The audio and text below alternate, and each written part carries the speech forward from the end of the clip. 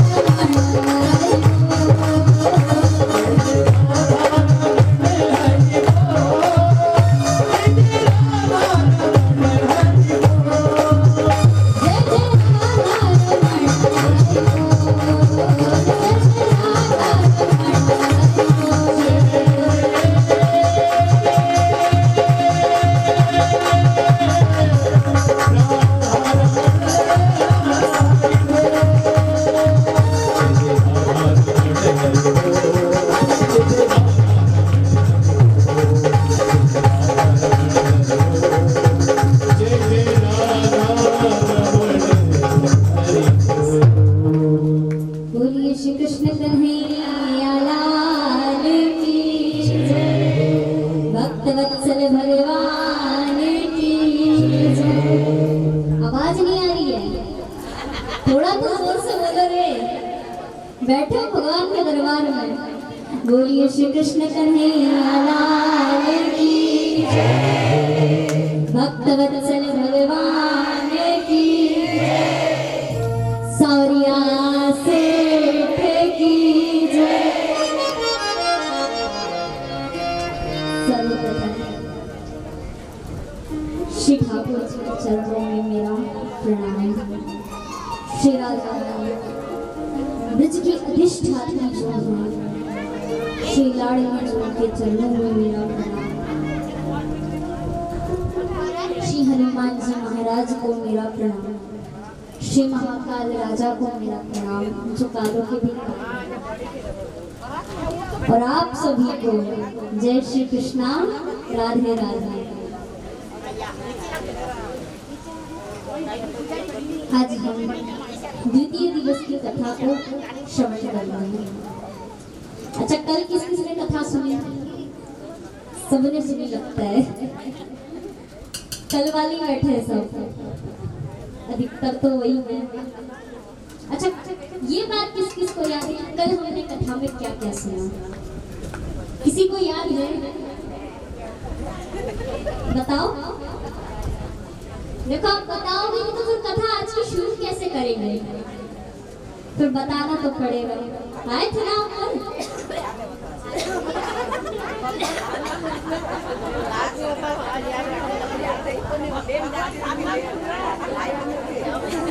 अच्छा, सब भूल गए, इसीलिए बोलते उठते समय कपड़े में झटक के उठा करो तो ज्ञान ही भूले। ठीक है, अभी बता देते हैं। कल की कथा में हमने श्रीमद् भागवत का महत्व समझा सबसे पहले। इसके बाद श्री सुखदेव मुनि महाराज के जन्म की कथा सुनी। फिर क्या सुना? अब तो थोड़ा याद होगा कि अभी भी नहीं है, अभी भी नहीं है। धुंधुकारी के बारे में सुना ना, धुंधली याद आया?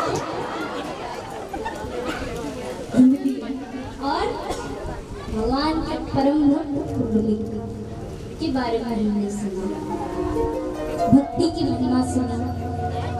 देखिए, भक्ति का अर्थ क्या है? जो भगवान के सम्मुख ले जाए।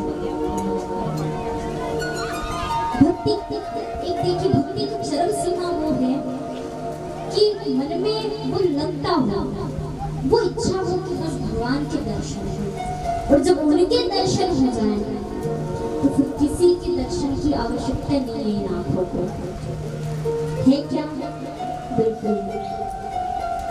बस वो मिल गए तो सब कुछ मिल गया।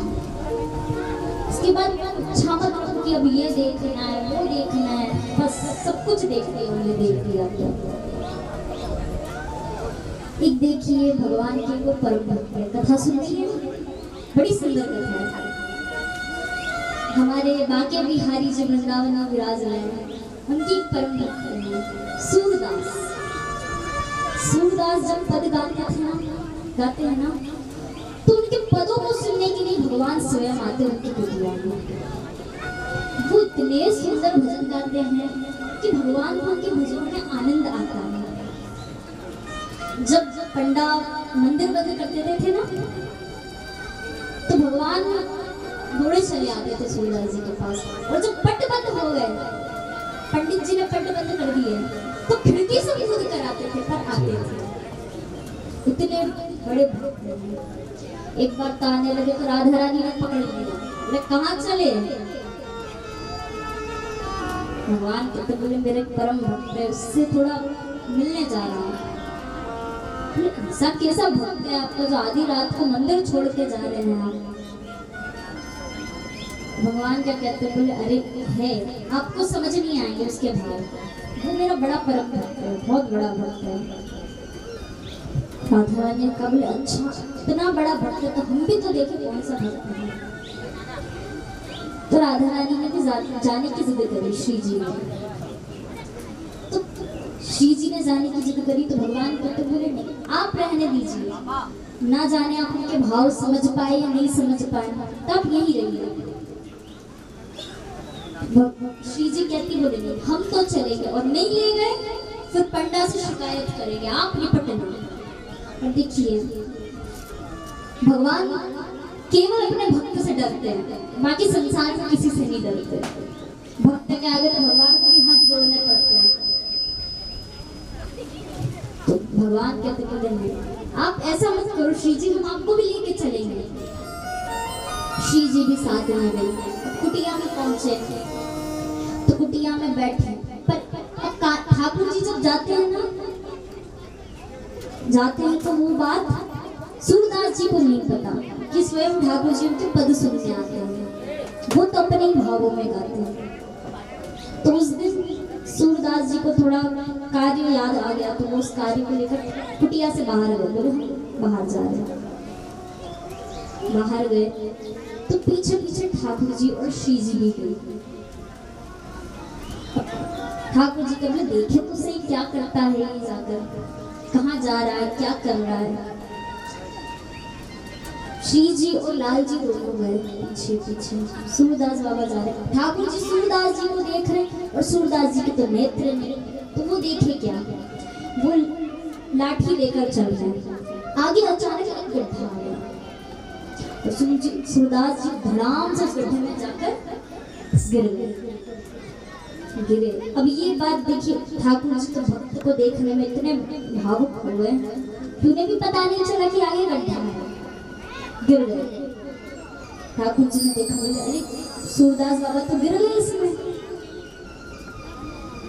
अब इधर प्रातः काल होने वाले थे, सुबह का समय, पट खुलने वाले थे मंदिर के।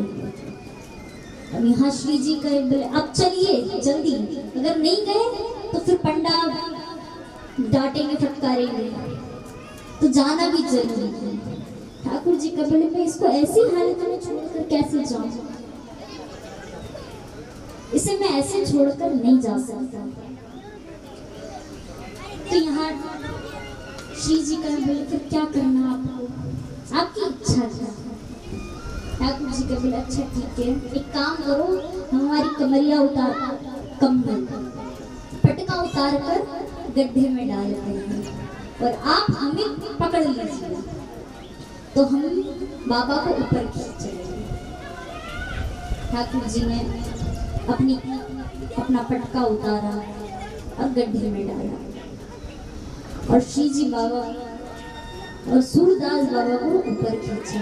ऊपर खींचा, ठाकुर जी कहते हैं बाबा, अब जैसे ही बाबा शब्द सुना तो सूरदास जी को ये बात पता चल गई कि ये कोई और नहीं है, ये स्वयं ठाकुर जी है। सूरदास जी प्रसन्न हो गए, बोले हाँ मेरे लिए आए हैं। बोले कौन।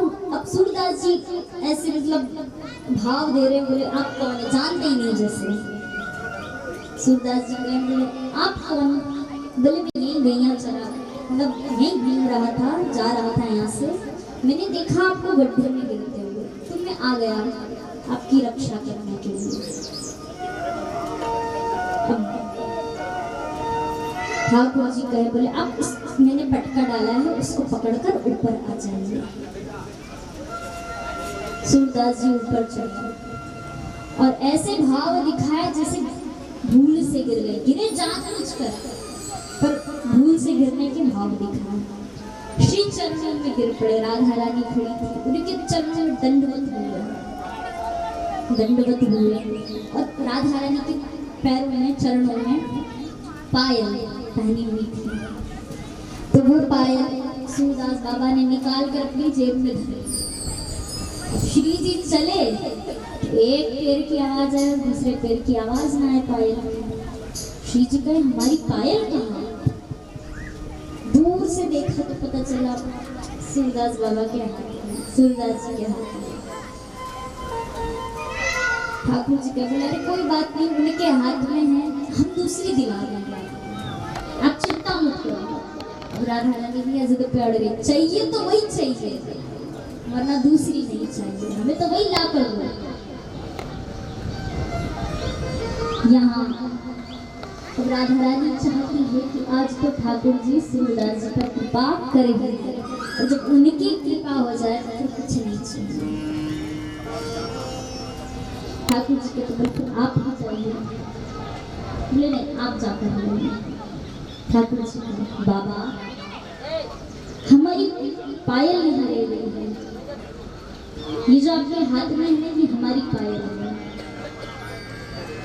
अब तो सूरदास जी बोले ये आपकी पायल है। बोले बोले मैंने आपकी जान बचाई है ना, तो ये पायल आपके हाथ में ले गई हमारी। बोले अच्छा, तो मैंने हमारी जान बचाई, तुम्हारी पायल है। कुछ देर बाद कोई और आकर कहेगा कि बाबा हमने आपकी जान बचाई और ये पायल आपकी है, तो हम उसे क्या देंगे? फिर हमारी है कहेगा तो हम उसे क्या देंगे? बोले हमें तो बताओ, पहले दिखाओ। राधा रानी को पास बुलाया, किशोरी जी आई। किशोरी जी आई, बोले बाबा आप कैसे पता करेंगे, आपकी नेत्र तो है नहीं, आप कैसे पता करेंगे कि ये पायल हमारी है? बोले मैं चरणों को पकड़ूंगा और यदि मुझे इसके जैसा आभास हुआ कि ये पायल ऐसी है तो मैं दे दूंगा। अब तो सूरदास जी ने चरणों को पकड़कर दंडवत हो गए, चरणों को छोड़े ही ना। अब जब चरण मिले तो वही कोई छोड़ेगा? कोई नहीं छोड़ेगा। बोले हाँ ये आपकी पायल है। काफी देर हो गई, चरण ही नहीं छोड़े। तो ठाकुर जी ने सूरदास जी को इच्छा पूछी, सूरदास बाबा की। बोले आपकी इच्छा क्या है? बोले प्रभु मेरी बस यही इच्छा है कि आप एक बार मुझे अपने नेत्र प्रदान करें जिनसे मैं आपका दर्शन कर सकूं। ठाकुर जी ने सूरदास जी को नेत्र दिए, जिन नेत्रों से सूरदास बाबा ने श्री जी के चरणों के दर्शन किए, श्री जी के दर्शन किए, ठाकुर जी के दर्शन किए। और इसके बाद फिर सूरदास जी क्या कह रहे हैं? अब आप वापस ले लो नेत्र, हमें कोई चिंता नहीं, हमने आपके दर्शन कर दिए, हमें कुछ नहीं चाहिए। तो ये भाव जब हमें आएगा तो समझ लेना कि हमें भक्ति, ये भक्ति की चरम सीमा यहाँ तक की है। यहाँ हमने कल भक्ति महारानी की कथा सुनी, आगे हम भगवान के 24 अवतार की कथा सुनेंगे। हमने छठे अवतार तक सुन लिया था। इसके बाद तीनों देवियां आई, भगवान को माता अनुसुईया से पुनः वापस लेकर चली गई। तब भगवान ने माता अनुसुईया की भक्ति और ममता से प्रसन्न होकर के वरदान दिया कि हम स्वयं तुम्हारे यहाँ दत्तात्रेय रूप में पधारेंगे। भगवान का 7वां अवतार है यज्ञ नारायण भगवान अवतार। भगवान का 8वां अवतार है श्री ऋषभदेव। भगवान का 9वां अवतार है पृथ्वी। भगवान का 10वां अवतार है मत्स्य अवतार। इनकी भी बड़ी सुंदर कथा है, सुनाए। देखिए एक मनु नाम के राजा है। तो एक बार राजा के बड़े पराक्रमी वीर और धर्मात्मा राजा थे, धर्म करने में आगे थे। तो एक बार नदी में स्नान कर रहे सुबह। उस समय राजा महाराजा भी सभी सुबह जल्दी उठकर स्नान करते थे। तो राजा स्नान करने गए। उस समय भगवान एक छोटी सी मछली का रूप बना करके उनकी अंजलि में आ गए। अंजलि में आए और भगवान राजा मनु से कहते हैं, राजन, अरे ओ राजन, जरा सुनो, हमारी आपसे प्रार्थना है कि हम आपकी राज्य की सीमा में आते हैं। ये सरोवर आपके राज्य की सीमा में, तो हम आपकी प्रजा की रक्षा करना आपका धर्म है। हम बड़े संकट में हैं। ये इतना बड़ा सरोवर, यहाँ इतने कई जीव जंतु रहते हैं जिनसे हमें संकट है, तो आप हमारी रक्षा करें। तब राजा ने कहा, बोले हाँ हमारा राज, आप तो छोटे से जीव हो, हमारा राज्य तो बहुत बड़ा है, सो हम आपकी रक्षा का दायित्व लेते हैं। अपने राजमहल में ले गए, राजमहल में ले गए, वहाँ एक पात्र में जल भरवाया और उसमें उस मछली को छोड़ा, भगवान को छोड़ा, मछली सुरखी। अब जैसे ही राजा की दृष्टि, राजा वहां से हटे और भगवान अपने आकार को इतना बड़ा बना ले पात्र के समान। राजा को बुलाने बोले, राजा ने तो यहाँ भी तकलीफ में है, थोड़ा और बड़ा पात्र मंगवाइए। तब राजा ने और बड़ा पात्र मंगवाया, उसमें जल भरवाया, छोड़ा भगवान को। भगवान उसके भी बराबर आकार बढ़ा ले, जितने पात्र मंगवाए वो सब पात्र छोटे पड़ गए, भगवान इतने बड़े आकार में हो सकते। अब राजा को लगा, बोले हुआ कोई चमत्कारी है। राजा कहे, बोले हमारे महल में इतनी जगह नहीं है, सारे पात्र खाली करवा के आपके लिए जल भरवाया, आपके लिए मंगवा दिए, पर वो भी छोटे पड़ गए। अब क्या करें, हम तो धर्म संकट में हैं। राजा ने भगवान को लेकर के उन्हीं के राज्य में एक सरोवर था, वहाँ भगवान को लेकर गए और वहीं भगवान को रखा। परंतु भगवान ने वहाँ भी आकार बढ़ा लिया, हर जगह। अब राजा दुखी थे, बोले हम अपनी प्रजा की रक्षा नहीं कर सकते। राजा ने अब तो हाथ जोड़े, बोले आप कोई साधारण नहीं है, आप कोई दिव्य आत्मा है, मुझे मेरे अहंकार को छिन्न भिन्न कर दिया, आपको इतने साधारण नहीं है, जो भी हैं आप अपने वास्तविक रूप में आएंगे। तब भगवान ने चतुर्भुज रूप धारण किया, शंख चक्र पद्म गदा इत्यादि धारण करके पधारे भगवान। राजा मनुष्य कहते भगवान कि राजा द्वापर का अंत होने वाला है, सो आप प्रलय आएगा, तो प्रलय आएगा तो यहाँ सप्त ऋषि इत्यादि 4 वेद, सप्त ऋषि और कुछ औषधियां हैं, जिन्हें लेकर आप आज से 7 बजे सरोवर के किनारे की नौका रखी होगी, उस नौका में बैठ जाना और उस नौका को स्वयं में मत्स्य अवतार लेकर के पार आना।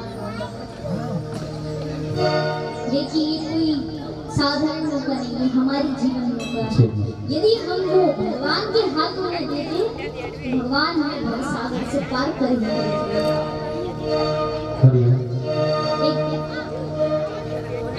भजन है, 2 ही लाइन गाएंगे। तेरे हवाले मेरी गाड़ी, तू जाने तेरा काम जाने, तेरे हवाले मेरी गाड़ी, तू जाने तेरा काम जाने, तेरे हवाले मेरी गाड़ी, तू जाने तेरा काम जाने, तेरे हवाले मेरी गाड़ी, तू जाने तेरा काम जाने, तेरे हवाले मेरी गाड़ी, तू जाने तेरा काम जाने,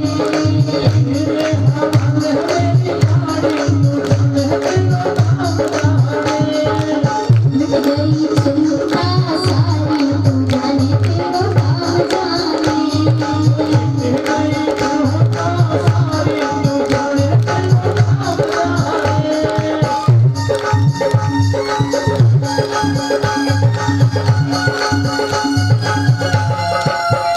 गई चिंता सारी, तू जाने तेरा काम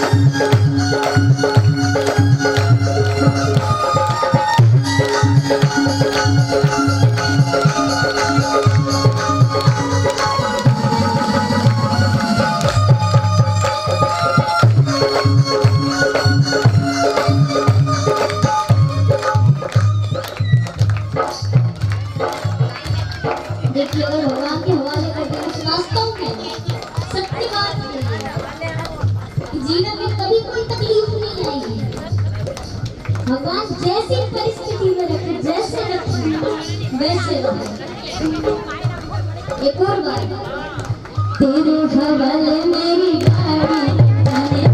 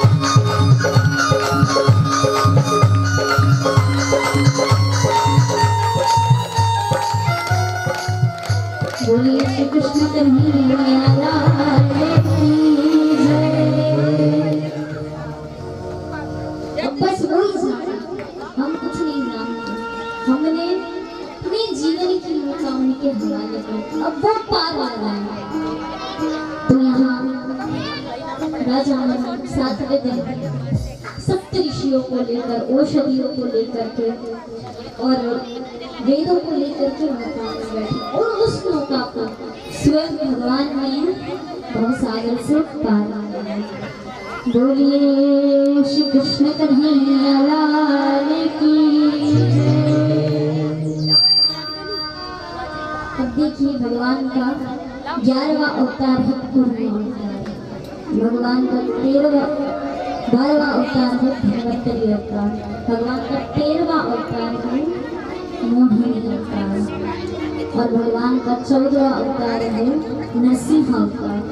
भगवान का 15वां अवतार है वामन अवतार। भगवान का 16वां अवतार है हयग्रीव अवतार। भगवान का 17वां अवतार है हरि अवतार। भगवान का 18वां अवतार है परशुराम, जिन्होंने कितनी बार पृथ्वी को क्षत्रिय विहीन किया।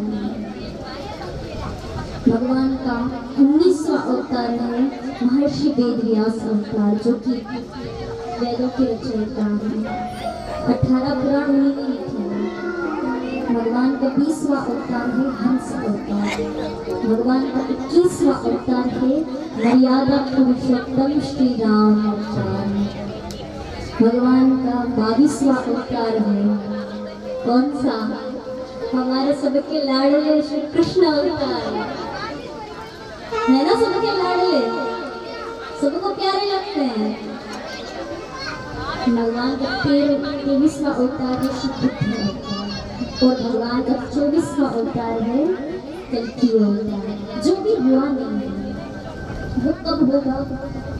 कलयुग के अंत में। जब कलयुग का अंत होगा ना, तब कहाँ होगा? सम्मल ग्राम, हमारे भी सम्मल ग्राम होगा। उसमें एक विष्णु यश नामक पंडित होंगे, उनके यहाँ स्वयं भगवान कल्कि अवतार होगा।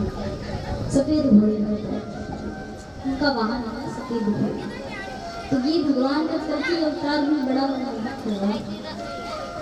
आगे देखिए, आगे की कथा में अच्छा 4 वेद कौन कौन से हैं? कौन कौन हैं? 4 वेद हैं। कौन कौन से? सामवेद, यजुर्वेद, अथर्ववेद और सामवेद। और 18 पुराण ब्रह्म पुराण, पद्म पुराण, विष्णु पुराण, शिव पुराण और श्रीमद् भागवत महापुराण, भविष्य पुराण, नारद पुराण, वामन पुराण, लिंग पुराण, ब्रह्म वैवर्त पुराण, कूर्म पुराण, नारद पुराण, वाराह पुराण, मत्स्य पुराण, वामन पुराण, स्कंद पुराण, मार्कंडेय पुराण, गरुड़ पुराण, ब्रह्मांड पुराण और अग्नि पुराण, ये 18 पुराण हैं जिनकी रचना श्री वेद व्यास जी महाराज ने की है। देखिए, एक बार की बात है कि श्री वेद व्यास जी महाराज उदास चित्त में बैठे हुए हैं, बड़े दुखी हैं। तब वहां नारद जी का आगमन हुआ। नारद जी आए, देखा, बोले अरे तो वेदों के रचयिता इतने दुखी, सबको और कहा, वेद व्यास जी प्रणाम, आप इतने दुखी चित्त में क्यों बैठे हैं? आप तो वेदों के रचयिता हैं। मैंने कितने वेदों की रचना करी, पर मैं दुखी इसीलिए क्योंकि मेरे मन में शांति नहीं, मैं अभी भी अशांत हूँ। तो नारद जी ने कहा, बोले अच्छा, बोले आप सही है ये बात कि वेदों की रचना करें, परंतु देखिए कलियुगी मनुष्य जो है, हमारी बात कर रहे हैं सबकी, कि जो कलियुगी मनुष्य है वो आपने जितने भी वेद लिखे हैं ज्ञान और वैराग्य को भी महत्व दिया, और कलियुगी मनुष्य ज्ञान और वैराग्य को इतना महत्व नहीं दे रहे। वो महत्व किसे दे रहा? भक्ति को। आपने ऐसी कोई रचना नहीं करी, ऐसा कोई पुराण नहीं लिखा जिसमें भक्ति की महत्वता बताई गई हो। आप भक्ति की महत्वता बताई गई। वेद व्यास जी कहते हैं, ऐसा कौन सा शास्त्र है जिसमें भक्ति की महत्वता बताई गई है? केवल प्रेम और भक्ति बताए गए। देखिए, जहाँ प्रेम होगा ना भगवान के प्रति, वहाँ भगवान के प्रति भक्ति ही होगी। तो नारद जी यहाँ कहते हैं, बोले है ना श्रीमद् भागवत महापुराण, जिसमें कि भगवान की इतनी अपार लीलाएं हैं, भगवान ने ऐसी ऐसी लीलाएं करी हैं जो कि व्यक्ति को आनंदित करेगी। कलियुगी मनुष्य को उसमें आनंद आएगा, और आनंद आएगा तो प्रेम होगा, और प्रेम होगा तो भक्ति होगी। तब व्यास जी तब कैसे उस समय देखिए श्रीमद् भागवत पुराण, श्रीमद् भागवत महापुराण पृथ्वी पर नहीं आई। वो कब आई? भगवान नारायण ने ब्रह्मा जी को सुनाई, ब्रह्मा जी ने अपने पुत्र नारद जी को सुनाई, और यही नारद जी आज श्री वेद व्यास जी महाराज को श्रीमद् भागवत कथा सुना रहे हैं। और देखिए उस समय श्रीमद् भागवत महापुराण एक श्लोक या 4 श्लोक में थी। कौन से है वो श्लोक? अधो देव की विभर जननम गोपी रहे नवरधनम माया पूतना जीविता परहरणम गोवर्धनो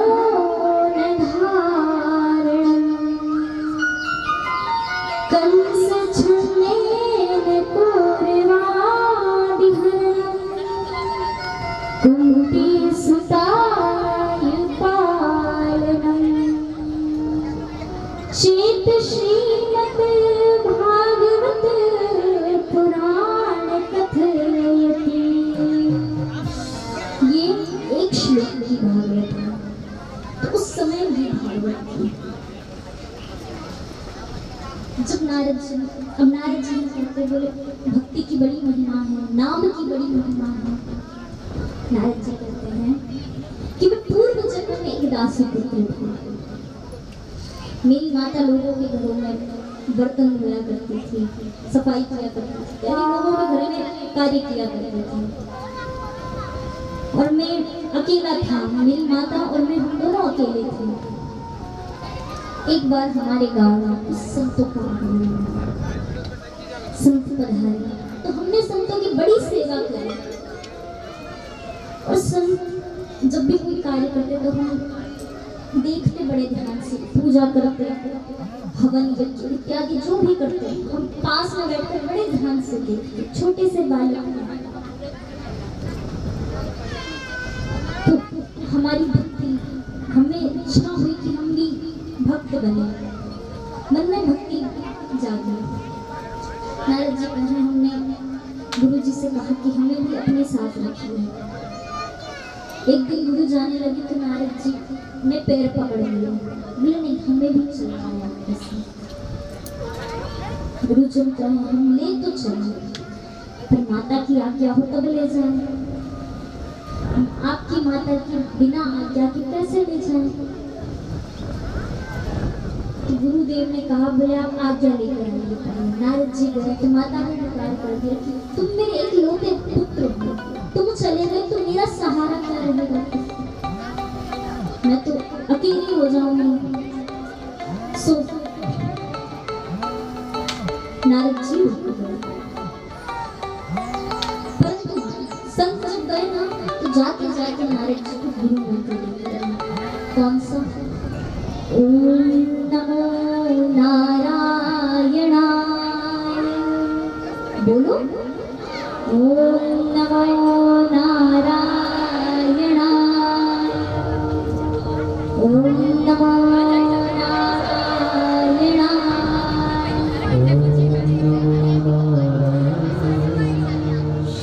और देखिए नारद जी थोड़े दुखी हुए, उस समय बीता, उसके बाद माता की मृत्यु हुई, स्वर्गवास हो गया। तो नारद जी यहाँ दुखी भी है परंतु साथ साथ प्रसन्न है।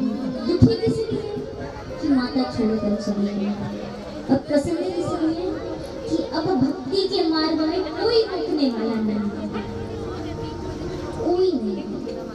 अब उस संत जिस मार्ग पर निकले थे उसी मार्ग पर नारद जी निकलते, जंगल में एक वृक्ष के नीचे बैठे और वही नाम जाप करने लगे। नारद जी ने नाम जाप इतना किया कि एक दिन स्वयं भगवान प्रकट हुए, नारद जी को दर्शन दिए और भगवान ने नारद जी से कहा कि अगले जन्म में आप मेरे परम भक्त बनेंगे। और वही नारद जी अगले जन्म में ब्रह्मापुत्र नारद के नाम से प्रसिद्ध हुए और भगवान के परम भक्त बने। ऐसी भक्ति की महिमा है, नाम की महिमा है। देखिए नारद जी ने इतना जाप किया कि भगवान को भक्त मिल गया। तो हमें भी रोज करना चाहिए। कौन करता है? कोई नहीं करता। माला भी करनी चाहिए। अब यहाँ श्री वेद व्यास जी महाराज ने श्रीमद् भागवत पुराण की रचना करी। अभी भी थोड़े मन में चिंतित हैं। व्यास जी कहते हैं मैंने लिख तो दिया शास्त्र, इतना बड़ा शास्त्र लिखा मैंने, तो इसे जन जन तक पहुंचाएगा कौन? क्योंकि मैं लिख कर रख दूंगा तो ये हर व्यक्ति तक नहीं पहुंचेगा। इसको कंठस्थ करने की योग्य तब नारद जी बोले आपके पुत्र हैं श्री सुखदेव मुनि महाराज। कुछ शिष्यों को बुलाया और भागवत के श्लोक उच्चारण किया और शिष्यों से कहा जहाँ मेरा पुत्र सुखदेव बैठा है वहां जाकर इन श्लोकों का उच्चारण किया। शिष्य गए सुखदेव जी के पास में और वहां जाकर श्लोकों का उच्चारण किया। अब तो जैसे ही सुखदेव जी ने श्लोकों को सुना वैसे उठकर खड़े हो गए, समाधि ध्यान हो गए, सब ध्यान धरा के लगा रहे हैं। सुखदेव जी कहते बोले कि इतनी सुंदर महिमा किसकी है जो कि केवल 6 दिन का बालक है और इसने विंटना जैसी राक्षसी को तार दिया। इतनी सुंदर महिमा किसकी है? सुखदेव जी ने पूछा पर शिष्य ने कहा हम नहीं जानते, हमें तो केवल श्लोक उच्चारण करने को कहा है। सो हमने श्लोक उच्चारण किया। इसके आगे आपके पिता श्री वेद व्यास जी बता सकते हैं। सुखदेव जी महाराज वेद व्यास जी के पास गए, अब तो जिद करने लगे, बोले हमें बताइए ये महिमा किसकी है, ये किसके बारे में आपने बताया। तब श्री वेद व्यास जी महाराज ने सुखदेव जी को श्रीमद् भागवत कथा कंठस्थ करवाई साप्ताहिक, और तभी से साप्ताहिक श्रीमद् भागवत कथा प्रारंभ हुई 7 महीनों में। और यही श्रीमद् भागवत कथा सुखदेव जी ने महाराज परीक्षित को सुनाई। ये महाराज परीक्षित कौन है? सबने नाम सुना है, कौन कौन जानता है महाराज परीक्षित को? देखिए महाराज परीक्षित को साधारण नहीं है। अर्जुन को जानते हैं? अर्जुन महाभारत वाले जो भगवान के परम भक्त हैं। अर्जुन और भगवान श्री कृष्ण की बहन सुभद्रा, उनसे अर्जुन जी का विवाह हुआ और इनके पुत्र हुए अभिमन्यु। और अभिमन्यु का विवाह हुआ माता उत्तरा से, और उत्तरा माता के पुत्र हुए कौन? महाराज परीक्षित। माता उत्तरा के पुत्र हैं। इनका जन्म कैसे हुआ? देखिए महाभारत का युद्ध हुआ तो युद्ध कितने दिन तक चला? 18 दिन तक। 18 दिन में तक महाभारत का युद्ध चला। 5 पांडव, एक तरफ थे 5 पांडव और एक तरफ थे 100 कौरव। कहाँ 5 पांडव और कहाँ 100 कौरव? परंतु पांडव में से एक नाम मारा गया और कौरव सब मारे गए। क्यों? क्योंकि पांडवों के साथ भगवान थे और कौरवों के साथ कौरव थे। एक बार महाभारत के युद्ध से पहले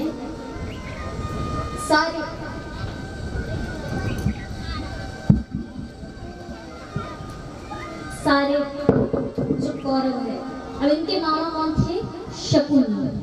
शकुनी मामा ने दुर्योधन को भेजा, बोले आप श्री कृष्ण के पास जाओ और उनसे जाकर मांगना, जो तुम्हारी इच्छा हो वो मांगना, उनको मांग लेना। यहाँ पांडव में से अर्जुन गए, दोनों पहुंचे। दुर्योधन पहले पहुंचे। दुर्योधन पहुंच करके भगवान के चरणों में नहीं बैठे। कहाँ बैठे? सर के बगल में। अर्जुन गए तो अर्जुन कहाँ बैठे? चरणों में। उस समय भगवान ध्यान में बैठे थे, मतलब शयन कर रहे थे। तो भगवान की जैसे ही शयन पूरा हुआ तो भगवान उठते दृष्टि कहाँ पड़ी? अर्जुन पर दृष्टि पड़ी। भगवान ने अर्जुन से कहा, बोले अर्जुन मांगो, क्या मांगना चाहते हो? अब वहां दुर्योधन बैठा था। दुर्योधन कहे मैं पहले आया तो हक मेरा है। भगवान के पहले मैंने देखा था अर्जुन को, तुम कैसे मांगोगे? भले तुम पहले आए, अब दिखे मुझे पहले कौन? अर्जुन। पहला अधिकार अर्जुन का है। भगवान ने अर्जुन से, पर अर्जुन जी का इतना सरल स्वभाव है। अर्जुन कहते हैं आप पहले दुर्योधन को मांगेंगे, वो जो चाहे मांगे। अब दुर्योधन क्यों आनाकानी करना है? क्योंकि उन्हें शंका है दुर्योधन क्या मांगना चाहते हैं। भगवान की नारायणी से, जिसका सामना पृथ्वी पर कोई नहीं कर सकता, इतनी बलवान है नारायणी से। दुर्योधन कहते मैं पीछे रह गया, उसने मांग ली तो मैं तो यहीं रह जाऊंगा। अर्जुन जी ने कहा, बोले आप इन्हें मांग लीजिए। तो दुर्योधन ने भगवान की नारायणी सेना और अर्जुन ने भगवान को मांगा, और जिसके साथ भगवान वो भला वो हार कैसे सकता है? हार सकता है क्या? यदि संसार की उत्पत्ति उनसे हुई है, इनसे भला शक्तिशाली कौन होगा? वो पलक झपकाए तो भी प्रलय आ जाएगा, कह नहीं सकते अभी क्या हो जाए। सर्वशक्तिमान भगवान तो महिमा का क्या ही गुणगान करना। तो यहाँ महाभारत का युद्ध हुआ 18 दिनों तक। सारे कौरव मारे गए, दुर्योधन पड़ा है अचेत। भीम भैया ने दुर्योधन की जांघ तोड़ दी, पड़ा है।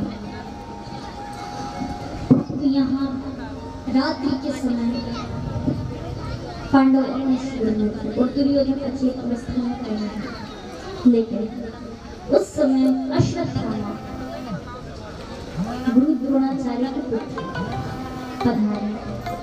अश्वत्थामा कह बोले, ये क्या हो गया?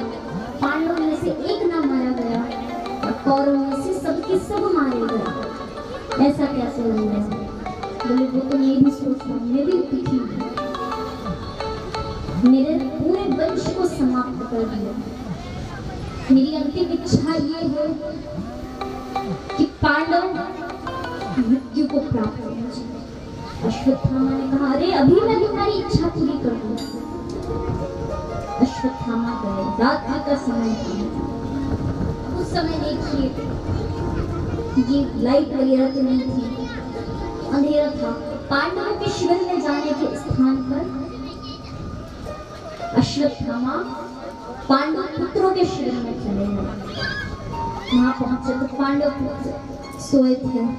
उनके सर धड़ से अलग कर दिए और सर धड़ में पड़े और सर दुर्योधन के पास आया।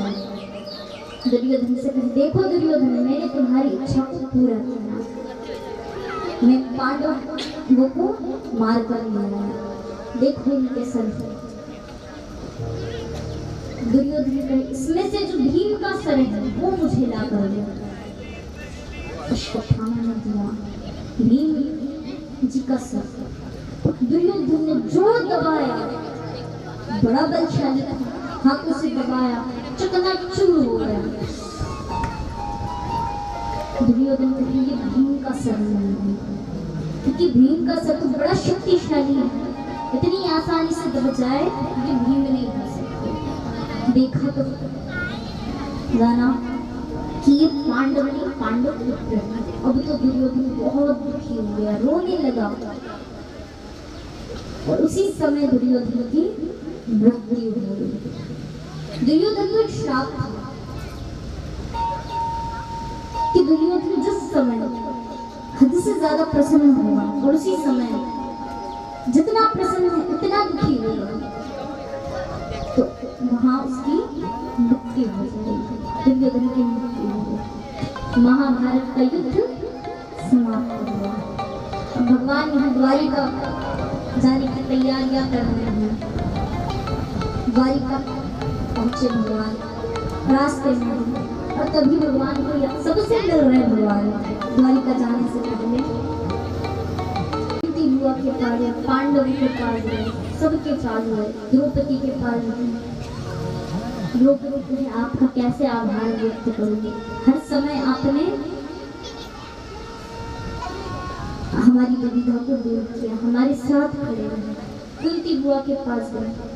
आज कुंती बुआ बहुत दुखी है। कुंती बुआ कहे, कृष्ण आप हमें छोड़कर जा रहे हैं, पर मन में एक इच्छा है, आपसे कुछ मांगना चाहते हैं। भगवान के, अरे बुआ मांगो। कुंती बुआ भगवान की बुआ कृष्ण ठाकुर जी कहे, अरे बुआ मांगो ना, क्या मांगना चाहती हैं? जीवन में पहली बार आप मुझसे कुछ मांग रहे हैं। तो भगवान कहते, बोले नहीं, आप मुझसे कुछ मांगिए। कुंती बुआ कहे, कृष्ण यदि आप देना ही चाहते हैं तो आप मेरे जीवन में दुख दे दीजिए। मेरे जीवन में कभी सुख ना आए। अरे ये क्या मांग रही हैं आप? आपने जीवन भर दुख देखा है, कभी सुख के पल नहीं बिताए। शरीर कोई ना कोई संकट आया है आपके जीवन में। सो आज जब सुख के थोड़े क्षण आए तो आप हमसे दुख मांग रही हैं। कुंती बुआ कहीं नहीं, आप हमें दुख ही दीजिए, क्योंकि जब तक जीवन में दुख थे तब तक आप हमारे जीवन में थे। और आज जब सुख के थोड़े से क्षण आए तो आप हमें छोड़कर जा रहे हैं। हमें नहीं चाहिए ऐसा सुख। ऐसे सुख को तो हमें ठोकर मारे जो आपसे दूर कर दे। देखिए कुंती बुआ ने नहीं दुख मांगा, हम और आप तो क्या मांगे? क्या मांगे हम? सुख। भगवान हमें ये भी दे दो, ये भी दे दो। पैदल चल रहे, भगवान ने पैर दिए, पैदल चल रहे तो क्या कहेंगे? साइकिल मिल जाए। साइकिल मिल गई तो क्या कहेंगे? गाड़ी मिल जाए। गाड़ी मिल गई तो क्या कहेंगे? कार मिल जाए। कार मिल गई तो क्या कहेंगे? बंगला मिल जाए। बंगला मिल गया तो महल मिल जाए। इच्छाएं कभी खत्म नहीं होती। हम दूसरों को देख देख करके मन में इच्छाएं प्रकट करते हैं। अरे जो है उसमें प्रसन्न रहो। एक बूढ़ी माता जी थी, तो वो बाहर अपने घर के आंगन में बैठी हैं, देख रही कौन आ रहा कौन जा रहा, सबको देख रही। सामने से एक रुए से भरी गाड़ी गई। गाड़ी को देखा तब माता जी के मन में आया, इतनी रुई क्या करेंगे इसका? इसे बेचेंगे तो कितना धन आएगा? ऐसे चिंता करते करते करते करते बेहोश हो गई। बेहोश हो गई। सारे मोहल्ले वाले इकट्ठे हो गए। अरे क्या हो गया इन्हें? क्या हो गया? क्या हो गया? कोई नहीं जानता। डॉक्टर को बुलवा दिया, डॉक्टर भी कुछ नहीं कर पा रहा। तो पड़ोस में एक और माता जी रहती थी। वो माता जी आई, बोले रे क्या हो गया? बोले रे माता जी अचानक बेहोश हो गई, ना जाने क्या हो गया ये। माता जी कहे इसका इलाज मैं जानती हूँ, मुझे पता ही नहीं क्या हुआ है। बोले मैं इन्हें ठीक कर सकती हूँ। माता जी बोले सब लोग करेंगे। अच्छा आप ठीक कर सकती हैं? डॉक्टर तक ठीक नहीं कर पाए, आप क्या करेंगे? कुछ लोगों ने बोले करोने दो, ये भी कर रही हैं, ठीक है। माता जी को बोला, बोले आप भी कर लीजिए अपने मन की। बगल में आई, कान के पास ले गई और कहे कि जिस गाड़ी को तूने थोड़ी देर पहले देखा था, जो रुई की गाड़ी थी, उसे देखा था ना, उस गाड़ी में आग लग गई। अब जैसे ये खबर सुनी माता जी उठकर खड़ी हो गई। तो ये हमारे बीच में भी चल रहा है, दूसरों को देख देख करके हम जलते हैं। देखिए एक भक्त था भगवान का, बड़ा थोड़ा अच्छा भक्त था। तो भगवान से दर्शन लेने आए। भगवान दर्शन लेने आए तो भगवान ने कहा क्या मांगना है मांगो। तो भक्त ने कहा, बोले भगवान मैं आपसे कुछ मांगना चाहता। बोले हाँ मांगो, पर मेरी एक शर्त है कि जितना तुम्हें मिलेगा उससे 2 गुना ज्यादा तुम्हारे पड़ोसी को मिलेगा, पड़ोस वाले को। तो उसने कहा बोले हाँ ठीक है चलेगा। उसने पहले घर मांगा, पड़ोस वालों की हवेली बनाई। उसको थोड़ी मन में जलन भावना आई।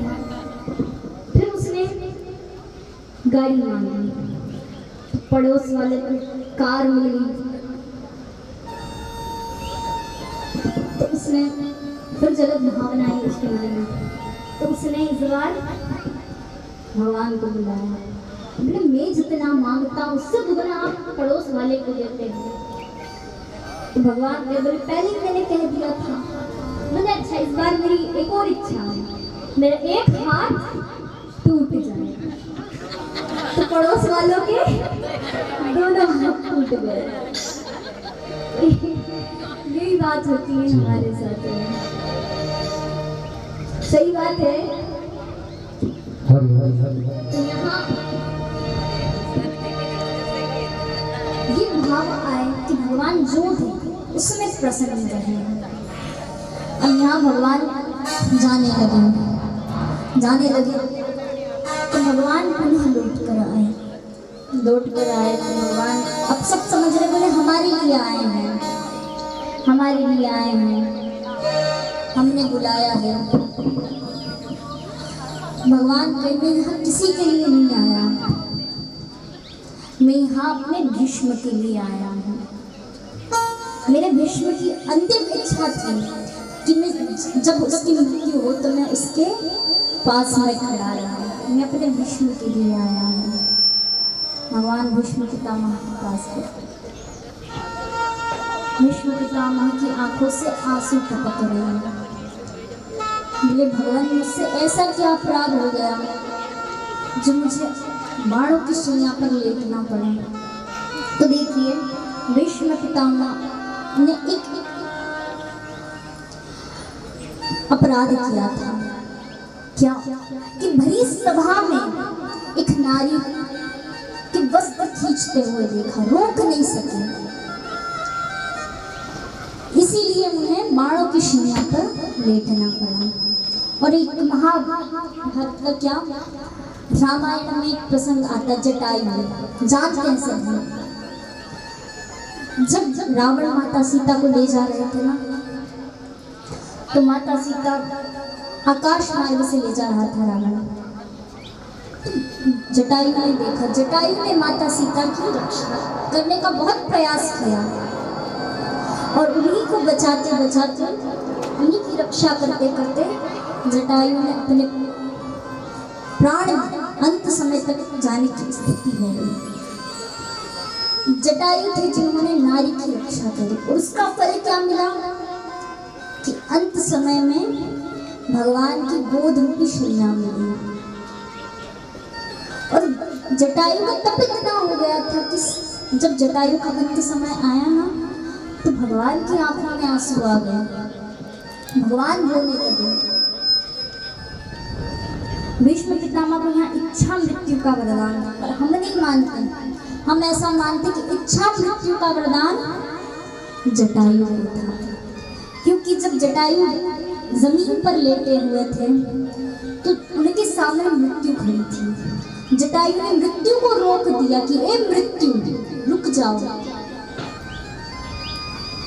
जब तक मैं सीता माता के हरण की खबर मेरे प्रभु श्री राम को ना सुना दूं, तब तक तुम मुझे स्पर्श ना करना।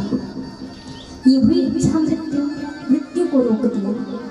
मृत्यु भी सामने खड़ी देखती रही। भगवान माता सीता के हरण की खबर सुनाई और वही प्राणों को त्याग दिया। ऐसे जटायु महाराज हैं। और यहाँ भीष्म पितामह को ही देख लीजिए, भीष्म पितामह बाणों की शैया पर लेटे हैं। अंत समय आया और भगवान ने लीन हो गए। भगवान द्वारिका पहुंचे, उनका भव्य स्वागत किया। अब देखिए यहाँ महाराज परीक्षित का जन्म हुआ, भगवान ने रक्षा करी है इनकी भी। महाराज परीक्षित जब माता उत्तरा के गर्भ में थे ना,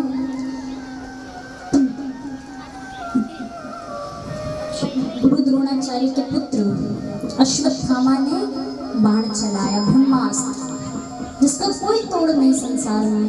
तब माता उत्तरा घबराई भगवान के सम्मुख आई, बोले भगवान मेरी रक्षा करो, आपने तो मेरी माता की भी रक्षा करी है, लाज नहीं होगी तो आप मेरी भी रक्षा करो। अब यही तो हमारे वंश को आगे बढ़ाने वाले हैं, ये भी मर जाएंगे तो हमारा वंश समाप्त हो जाएगा।